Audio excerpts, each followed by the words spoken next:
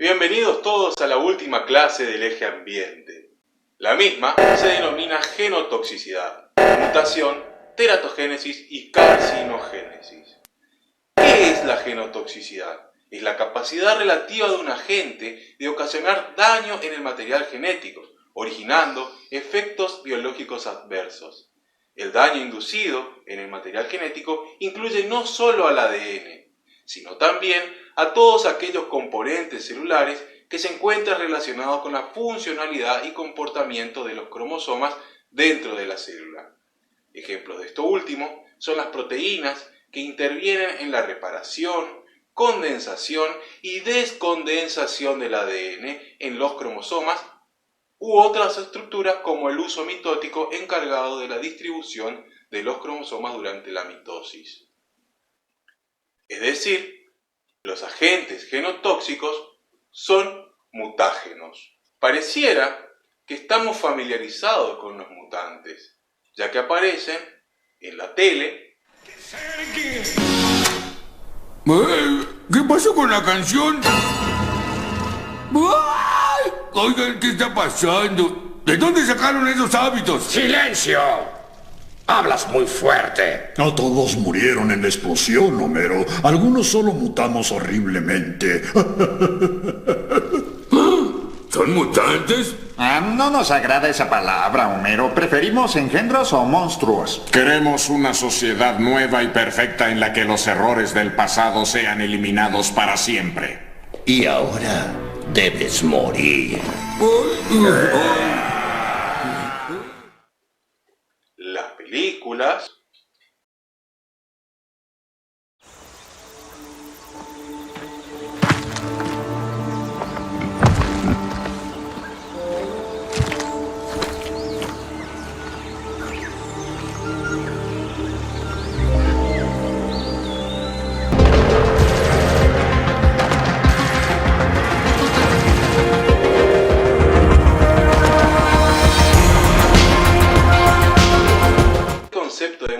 está pues en la cultura en general, aunque con la connotación equivocada.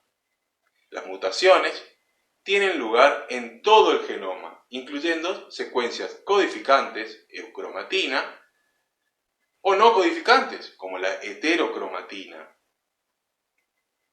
del genoma nuclear o mitocondrial, en células germinales, heredables, que son las que generan enfermedades, o bien en células somáticas no heredables y por lo general generan cáncer.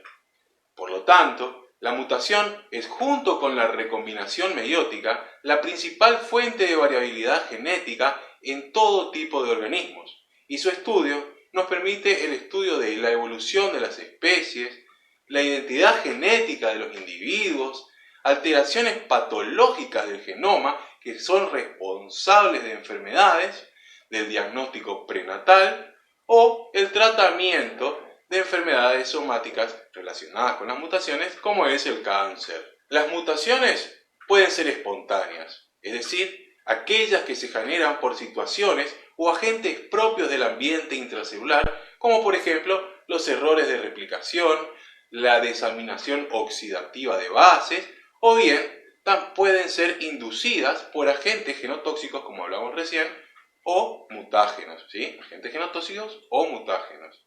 Independientemente de cómo se generen las mutaciones, estas se pueden clasificar de acuerdo a su alcance en puntuales o cromosómicas. Las puntuales, a su vez, pueden ser transición, ¿sí? Que es el cambio de una purina por otra purina o de una pirimidina por otra pirimidina. Transversión, que es el cambio de una purina por una pirimidina o de una pirimidina por una purina. Puede ser una deleción, que es la pérdida de una pequeña fracción de ADN, o bien puede ser una inserción, que es el agregado de una pequeña fracción de ADN. Por otra parte, las mutaciones cromosómicas pueden ser estructurales o numéricas. Las numéricas que implican cambios en el número total de cromosomas se denominan euploidías, mientras que las mutaciones que implican uno o varios pares de cromosomas se denominan aneuploidías. Por su parte, las mutaciones estructurales son aquellas en que los cromosomas presentan su morfología alterada, ya sea de forma y o tamaño, como en las inversiones, duplicaciones o translocaciones. El cambio de secuencia del ADN que supone una mutación puede tener distintos efectos sobre la secuencia de aminoácidos codificados y, en consecuencia, sobre la secuencia de la proteína que se sintetice y su función. Entre las mutaciones génicas o puntuales se distinguen las mutaciones silenciosas y las no silenciosas. Las mutaciones cromosómicas, ojo con esto, las mutaciones cromosómicas nunca serán silenciosas dada la magnitud del cambio de la secuencia del ácido nucleico. Las mutaciones silenciosas se caracterizan porque, a pesar de haber un cambio en la secuencia del ADN, no se altera la secuencia del producto proteico. Esto es posible debido a la degeneración del código genético. Normalmente, la mutación es silenciosa porque afecta a la tercera base del codón. ¿Sí? A la tercera base del codón. De tal forma que el nuevo triplete es sinónimo del original, es decir, que codifica al mismo aminoácido. De igual manera ocurre si la sustitución se da en la primera posición de los tripletes CUA a UUA y CUG a UUG, ya que ambos codifican a leucina, y AGA a CGA y AGG a CGG para arginina. Obviamente las mutaciones silenciosas pasan inadvertidas. Sin embargo, pueden originar una enorme diversidad genética en una población que resulta útil para la identificación de personas a partir de diversos marcadores genéticos moleculares, principalmente los microsatélites y los minisatélites. Por otra parte, las mutaciones no silenciosas generan una alteración en la secuencia de nucleótidos que afecta a la secuencia proteica, pues codifica uno o varios aminoácidos diferentes de la secuencia original. Entre estas tenemos a las mutaciones que alteran el sentido. Dentro de las mutaciones que alteran el sentido se distinguen dos subtipos: las sustituciones conservadoras, en las que el aminoácido es sustituido por otro con una cadena lateral químicamente similar, por lo que el efecto sobre la estructura y función de la proteína puede ser mínimo, mientras que en la sustitución no conservadora, el aminoácido es sustituido por otro, no similar, con diferente carga, polaridad, tamaño de la cadena lateral, etc., generando una funcionalidad distinta en las proteínas, ¿sí? Son no conservadoras casi todas las sustituciones en la primera o segunda posición del codón. Ejemplo de esta sustitución de una adenina por una timina en el codón 6 de la glutamina, de la hebra no transcripta GAG o de la timina a adenina de la hebra transcripta GUG del ARN mensajero que codifica valina en lugar de glutamina, genera, por ejemplo, esta única mutación, anemia falciforme, ¿sí? Como vemos en esta imagen. Otra de las mutaciones no silenciosas puntuales son las mutaciones que cambian el marco de lectura, es decir, producen un desplazamiento, un desfasaje en el marco de la lectura de los codones tripletes y consiste en la inserción o deleción de nucleótidos, cambiando la forma en la que van a ser leídos por el ribosoma y la posterior traducción del ARN mensajero. Como en este ejemplo, ¿sí? La deleción de una adenina en la hebra molde de ADN produce la delesión de una uridina en el ARN resultante.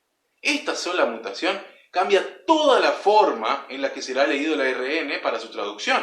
Fíjense, no solo cambió la fenilalanina por una leucina, sino que el error se arrastró hasta el extremo carboxiterminal de la proteína, alterando la proteína en su conjunto, desde donde se produce la mutación, por supuesto, no toda la proteína, sino desde donde se produce la mutación, cambia el resto de la proteína.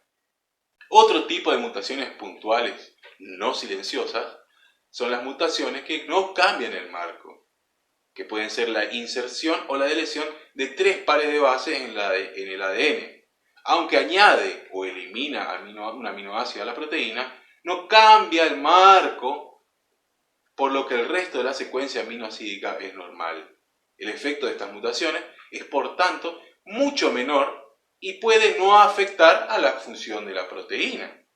Como ejemplo específico, en el 70% de los alelos asociados a la fibrosis quística se observa una delesión triple en el brazo largo del cromosoma 7. En esta pérdida de 3 nucleótidos de timina o de citosina timina en la hebra transcripta o su complementaria en la hebra no transcripta, produce un acortamiento en la cadena peptídica por ser la delesión múltiplo de 3. Se recupera el marco de lectura y el codón 507 se ha visto afectado por la mutación.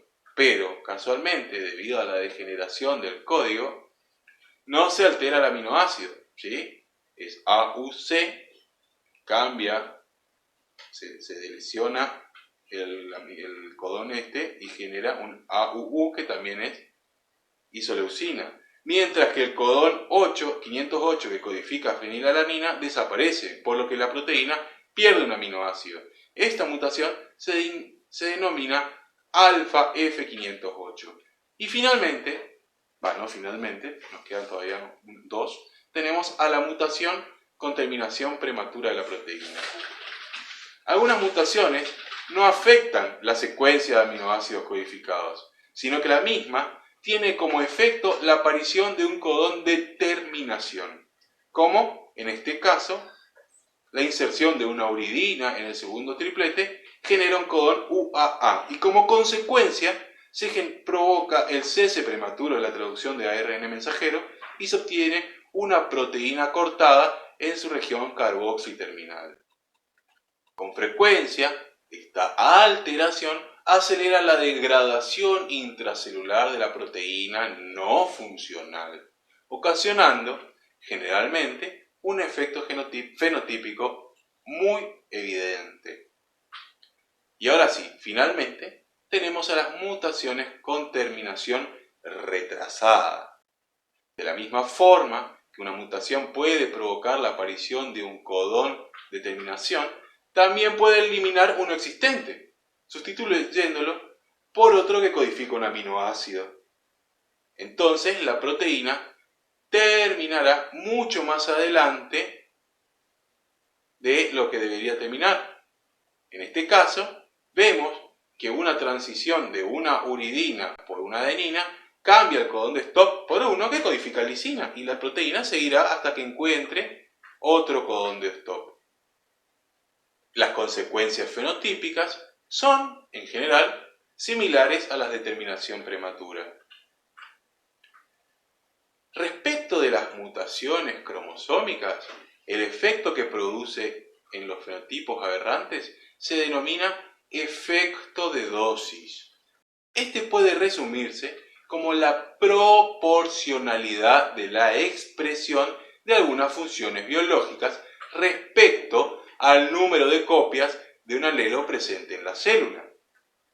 En relación a ello, y hablando de células somáticas, es esperable que en una célula, como ya vimos en la clase anterior, haya 2 alelos del mismo gen.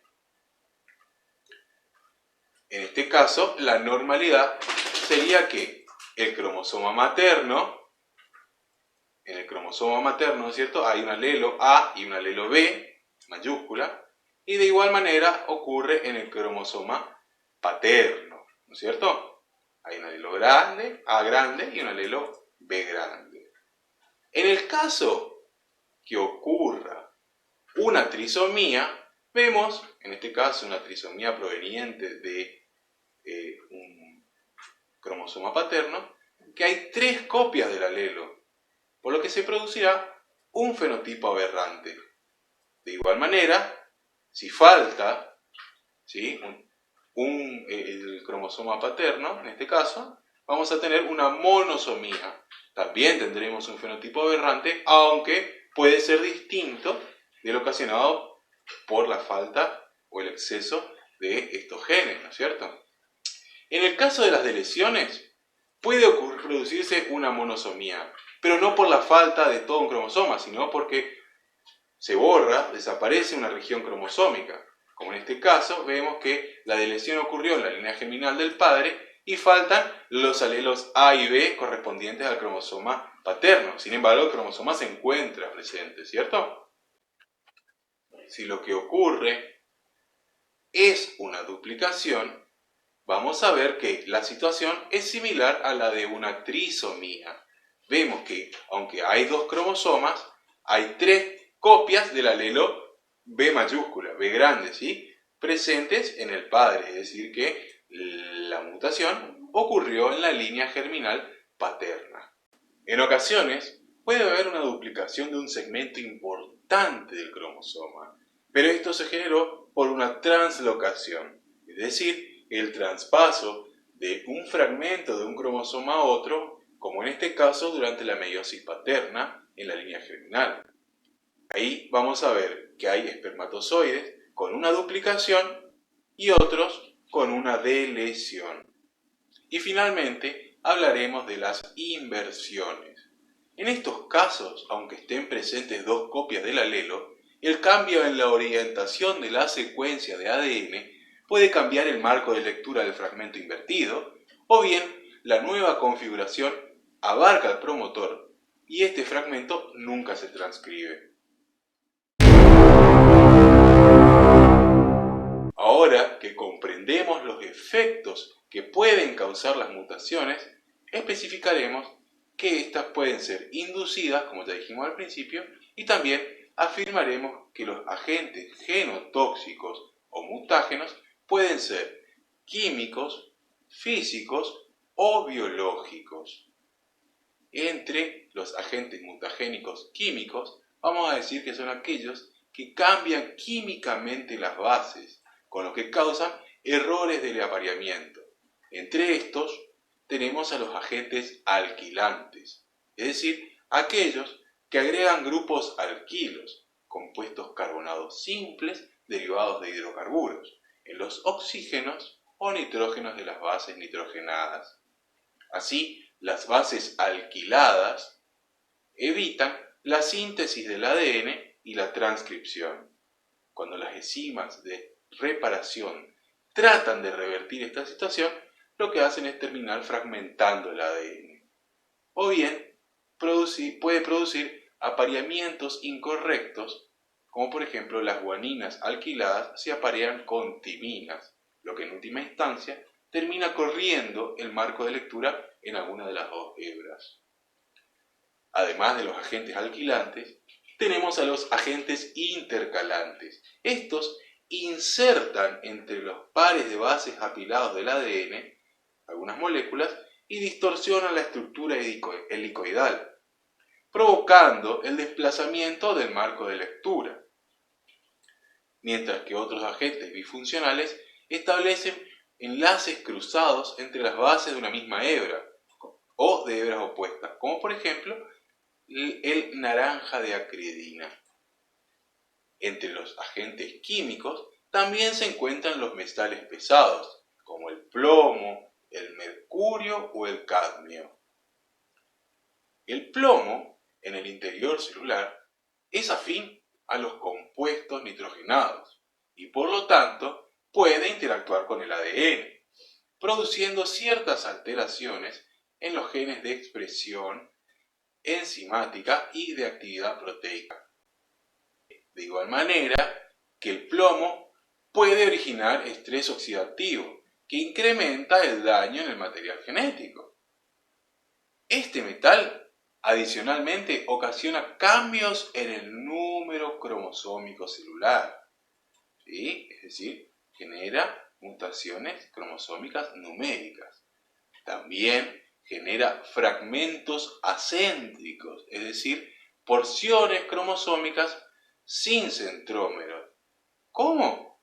Incrementando el intercambio entre cromátides hermanas, ¿sí? Este entrecruzamiento no debe ocurrir. Además, produce la ruptura de cadena simple y de cadena doble en el ADN. Por su parte, el mercurio tiene como principales consecuencias de la exposición a este contaminante la posibilidad de intoxicación durante el desarrollo del cerebro en el feto, dado que el mercurio puede atravesar fácilmente la barrera placentaria. Además, la exposición prenatal al mercurio interfiere con el crecimiento y la migración de neuronas y puede ocasionar daños irreversibles en el sistema nervioso central. Vamos a explicar un poquito qué es esto de la migración de las neuronas. Las neuronas nacen como parte ventricular del tubo neural del embrión y poco después comienzan su migración. Al inicio de este proceso, las neuronas se ubican en la zona ventral y la zona marginal, ¿sí? Posteriormente migran hacia los lugares en los que van a formar el cerebro, la médula espinal, etc.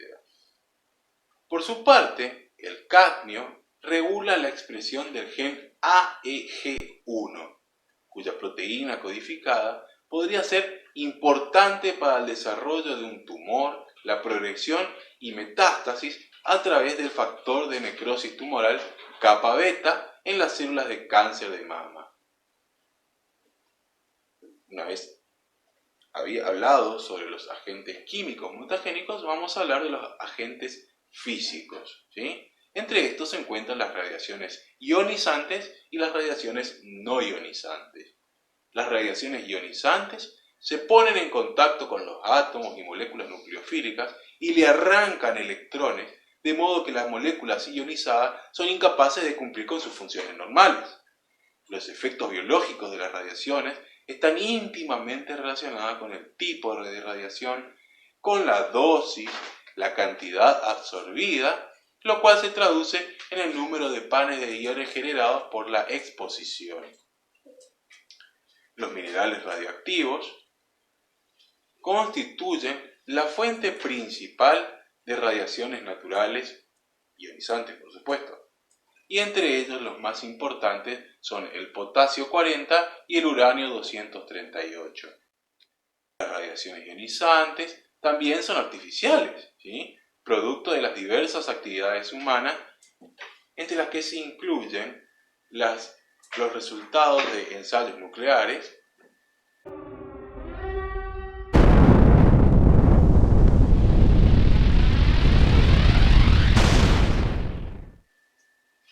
o el manejo de material radioactivo. Y finalmente, entre las radiaciones ionizantes, sabemos que ocupamos algunas como para fines médicos o terapéuticos, como son los rayos X.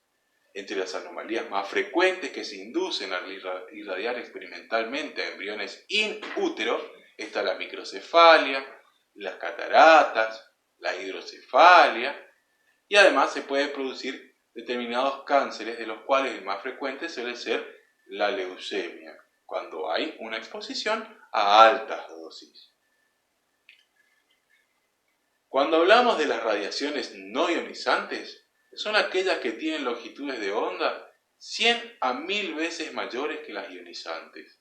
En este grupo se incluyen la luz visible, la infrarroja y la ultravioleta, ¿sí? La ultravioleta de aquella que nos da el solcito cuando tomamos a la siesta, ¿sí? La radiación ultravioleta, como dijimos, es un componente de la luz solar. Provoca la reacción entre dos residuos de timina adyacente en la misma hebra, formando, a partir de sus dobles enlaces anulares, un sistema tricíclico con un anillo de ciclo butano que se conoce como dímero de timina. Esta asociación covalente de dos timinas impide que puedan emparejarse con sus adeninas complementarias y origina una estructura tridimensional localmente incompatible con el giro de la doble hélice que fuerza a la flexión o genera un codo en la molécula de ADN. Además, toda esta nueva configuración tridimensional del ADN paraliza la replicación del ADN, pues las ADN polimerasas no pueden reconocer los dímeros y se detienen en ellos.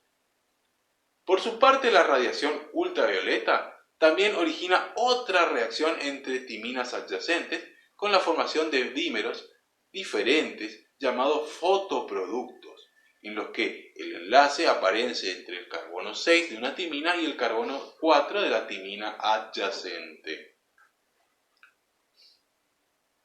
Entre los mutágenes biológicos, pasamos al biológico, ¿cierto? Entre los mutágenes biológicos, los de especial importancia son los virus. Estos son la causa de muchos cánceres.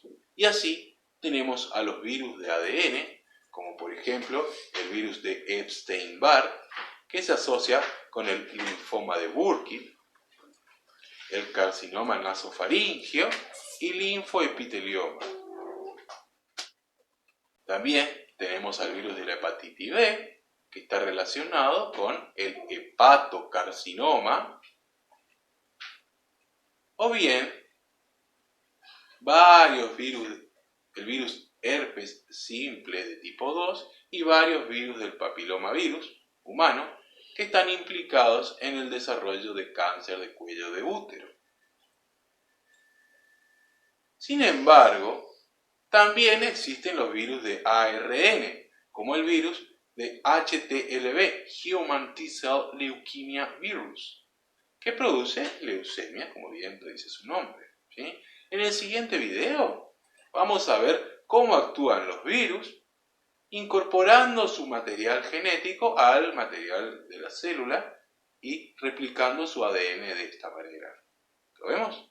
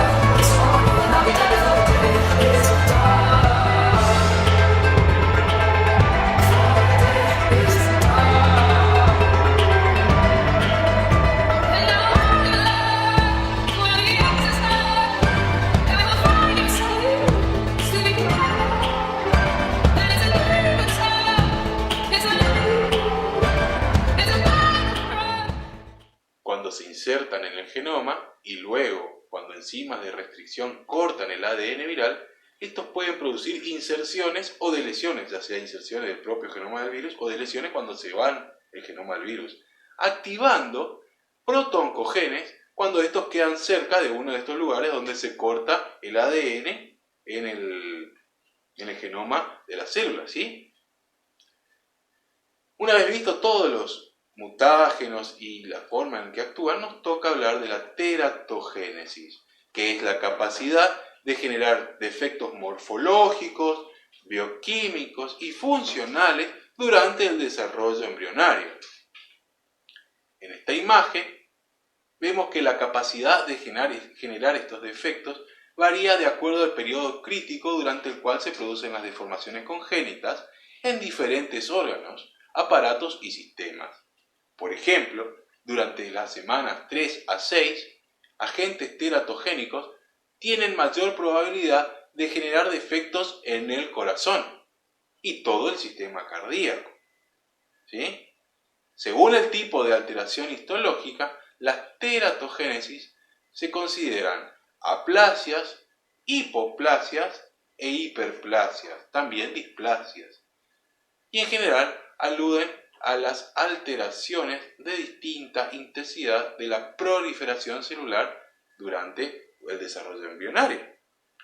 La aplasia en general designa déficits en la proliferación celular para el esbozo de un órgano cuando crece, ¿sí? Cuando hay aplasia no crece el órgano.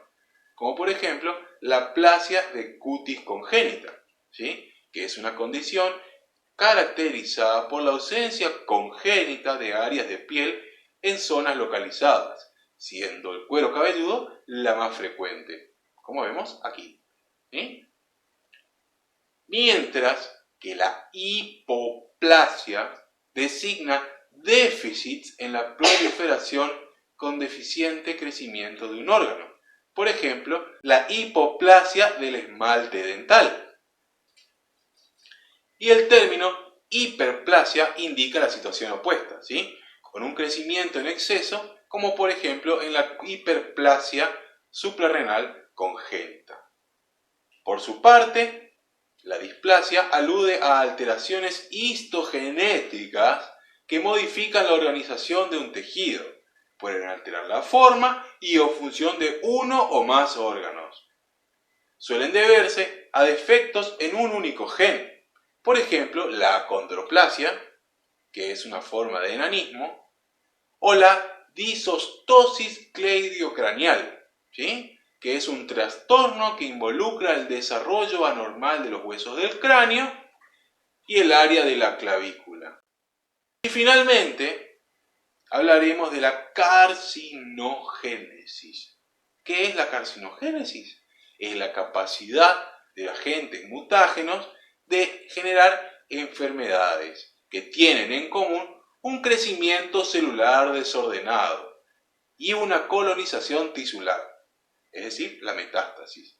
Todo ello determinado por la acumulación de mutaciones en el genoma, principalmente en protooncogenes y genes supresores de tumores, como vimos en la clase correspondiente al ciclo celular, y por la alteración de marcas epigenéticas, es decir, los patrones de metilación que vimos en la clase de transcripción. Y bueno, chicos, eso es todo para este eje. Estudien mucho, espero que les vaya bien y nos vemos.